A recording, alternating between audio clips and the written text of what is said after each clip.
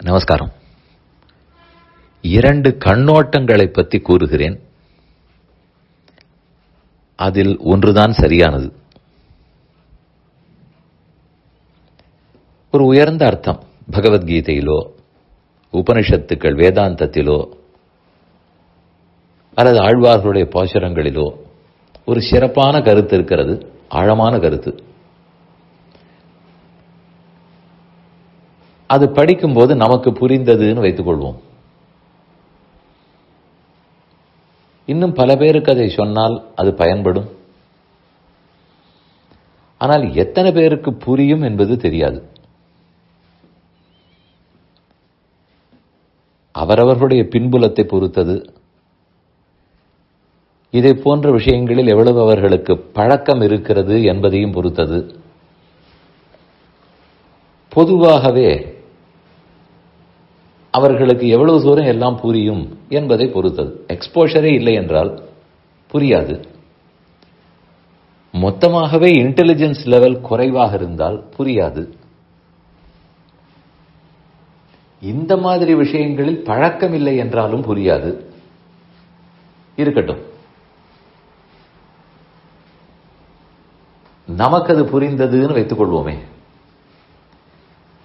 உடனே அடுத்தவருக்கு அதை விளக்கலாமா என்று முற்படும் போது நமக்கு என்ன எண்ணம் வரும்? நமக்கு என்ன எண்ணம் வரும், எது வரக்கூடாதுன்னு சொல்லுகிறேன். அந்த நாளில் இருந்த நம்முடைய ஆச்சாரியர்களுக்கு என்ன எண்ணம் இருந்ததுன்னு சொல்லுகிறேன். நமக்கு உடனே தோன்றும், இதெல்லாம் இவர்களுக்கு சொல்லி விளங்க வைக்க முடியுமா? இதெல்லாம் புரிபவர்களுக்கு தான் புரியும், எல்லாருக்கும் எல்லாம் புரியாது, இதெல்லாம் சொல்ல வேண்டாம். இது ஒரு கண்ணோட்டம். இது உண்மையாக கூட இருக்கலாம், நான் மறுக்கவில்லை. நிஜமாகவே சொன்னால் புரியாது என்று கூட இருக்கலாம்.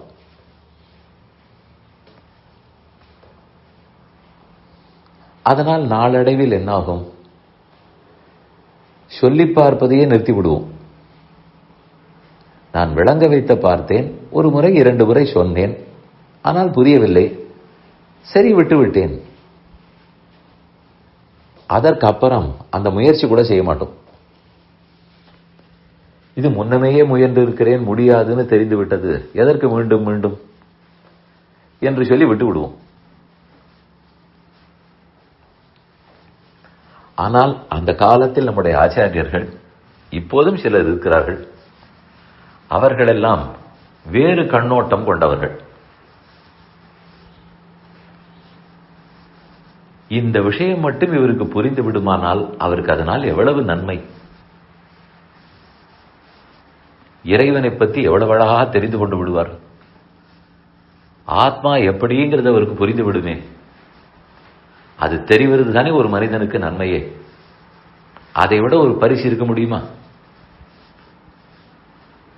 இவர் எப்படியாவது தெரிந்து கொண்டு விட்டால் பரவாயில்லை. இந்த கண்ணோட்டம் தான் நம் முன்னோர்களுக்கு இருந்தது. இதெல்லாம் இவர்களுக்கு தெரிய போகிறதா? தெரிந்து என்ன? இது இல்லை. இது இவருக்கு தெரிந்து விடுமானால் எவ்வளவு நன்மை. சரி, அது நல்லதுதான். ஆனால் எப்படி தெரிய வைக்க?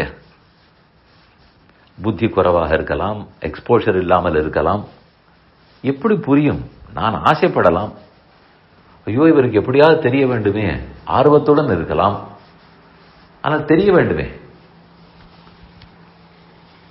அதற்கும் அவர்கள் என்ன கூறினார்கள்? மாடர்ன் எஜுகேஷன், லௌகிக படிப்பு, அதுவாக இருந்தால்தான் ஓஹோங்கிற படிப்புக்கு புத்திசாலித்தனம் வேண்டும். ஐக்கியூ நன்றாக இருக்கிறதா? அப்பதான் இன்னென்ன இன்ஸ்டிடியூஷன்ல இடமே கிடைக்கும். ஓஹோ மதிப்பெண்கள் இருந்தால்தான் பல காலேஜுகளில் இடம், இல்லை என்றால் சுமார் காலேஜ் தான். அதெல்லாம் சரி. ஆனால் இப்போது நாம் எந்த காலேஜை பற்றியும் பேசவில்லை, எந்த ஸ்கூலை பற்றி பேசவில்லை. ஆத்மா பரமாத்மாவை பற்றி பேசிக் கொண்டிருக்கிறோம். என் வாழ்க்கையை பற்றி பேசுகிறேன். இதற்கு புத்திசாலித்தனமா முக்கியம்? அப்படி நம் முன்னோர்கள் எல்லாம் நினைத்ததே கிடையாது. அவர்கள் நினைத்தது ஈடுபாடு, ஆர்வம், ஸ்ரத்தை. இதை அறிந்தாக வேண்டுமே.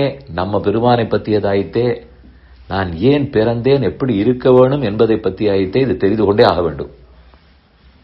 தெரிந்து கொண்டு அதன்படி இருக்க வேண்டும். இந்த ஆர்வம் இருக்குமானால் எத்தனை ஆழ்ந்த கருத்தும் புரிந்தே தீரும். இதில் புரியாததற்கு என்ன இருக்கிறது? புரியாததற்கா பகவான் இதை கொடுத்தார்? கண்ணன் கீதை சொன்னார் என்றால் புரியாததற்கா? அவர் புரியக்கூடாதுன்னு சொல்லியிருந்தால் யாருக்குமே புரிந்திருக்காது. புரிய வேண்டும்னு தான் சொல்லியிருக்கிறார். சரி, பழக்கம் இல்லை, அதனால் புரியவில்லை. பழகினால் புரிய போகிறது. இது ஏதோ ஓஹோங்கிற படிப்பை போல அல்ல. அதெல்லாம் லௌகிக படிப்புகள். ஆனால் நாம் நினைப்போம் ஆன்மீக படிப்பு என்பதே புரியாது, கஷ்டம் என்று. பழக்கமின்மை மட்டும்தான் காரணம். எதற்காக புரியாமல் பெருமாள் கொடுக்க போகிறார்? அவர் நமக்கு உள்ளேயே உட்கார்ந்து கொண்டிருக்கிறார். அப்படி இருக்கும்போது அவரை பற்றி புரியாமல் இருக்குமா? அதனால்தான் நம் ஆச்சாரியர்கள் எல்லாம் நம்மிடத்தில் அத்தனை கருணையோட, இரக்கத்தோட, கண்டிப்பா இவனுக்கு புரியும் என்று இத்தனையும் எழுதி வைத்திருக்கிறார்கள். வசதிகளற்ற அந்த காலத்திலேயே பண்ணியிருந்தால் இப்போது கம்யூனிகேஷனுக்கு எத்தனை வசதிகள் உள்ளன. எப்படி வேணுமானாலும் புரிய வைக்கலாமே. அதனால் நாம் கண்ணோட்டத்தை மட்டும் சரியாக வைத்துக் கொள்ள வேண்டும். இது இவருக்கு புரியாது, அவருக்கு புரியாது, இவருக்கு சொல்லி என்ன என்றெல்லாம் நினைக்கவே கூடாது. எந்த கஷ்டமான கருத்தும் யாருக்கும் புரியும். ஏனெனில் இது அவருக்கு உள்ளும் புறமும் இருக்கக்கூடிய விஷயத்தை பற்றினது. எங்கோ தள்ளி இருக்கும் ட்ரிக்னாமெட்ரியும் கால்குலஸும் பிசிக்ஸும் கெமிஸ்ட்ரியும் அல்ல. இது ஆத்ம விஷயமான கல்வி. அதனால ஈடுபாடு, ஆர்வம் இருந்து விடுமானால் கண்டிப்பா புரியும். இந்த கருணையோடு கூடிய கண்ணோட்டத்தை கொண்டவர்கள் தான் நம்முடைய ஆச்சாரியர்கள்.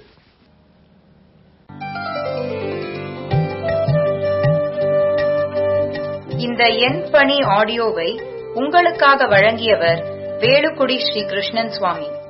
இந்த ஆடியோவை தினமும் உங்கள் மொபைலில் பெற கிஞ்சித் என் பணி KINCHITENPANI